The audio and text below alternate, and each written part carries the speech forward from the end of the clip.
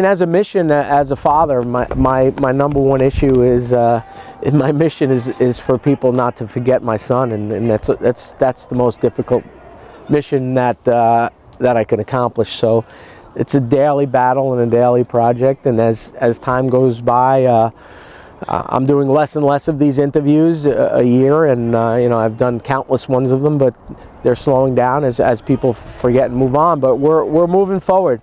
We are 100% committed to organ donation. We are very involved with several of our recipients' lives, and I will talk to anyone, anywhere, anytime about football and my son, and raising awareness of being an organ donor, and raising an awareness of how Tom was a leader, and how we could prevent injuries like Tom's, fatal injuries in general, and how we could make football better.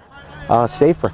Unfortunately, not a lot of people want to talk about football, and that's sad. They're not as interested after as they would be right after something happens. Years later, it's not really on their mind as much as it's on my mind every minute of the day. After his death, there's not as much that people could talk about. Whereas it's high school, there's not as much resources, there's not as much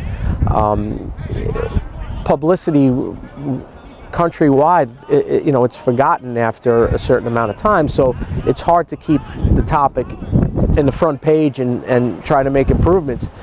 If Tom would have been a superstar football player, God forbid a quarterback in the NFL, you're damn right we'd still be talking about head injuries and deaths, but we're not talking about it because that's not happening at that level. It's happening all throughout the country, where it's mostly 13 to 18-year-old high school kids, junior high school kids, and that doesn't get the airtime. So God forbid Peyton Manning was the one who had died, we would be talking about head injuries, and we'd be talking about making changes, and we'd be talking about improving our sport.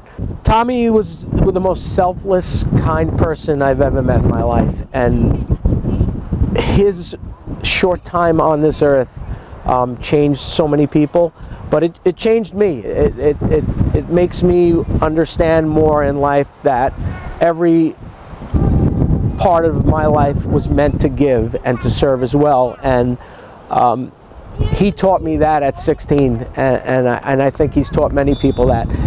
He cared more about others than he did himself, and that's why he was such a team-oriented person. And always said the greatest team sport wasn't football. The team sport is life. You can't get through it by yourself, and he understood that, and that was amazing.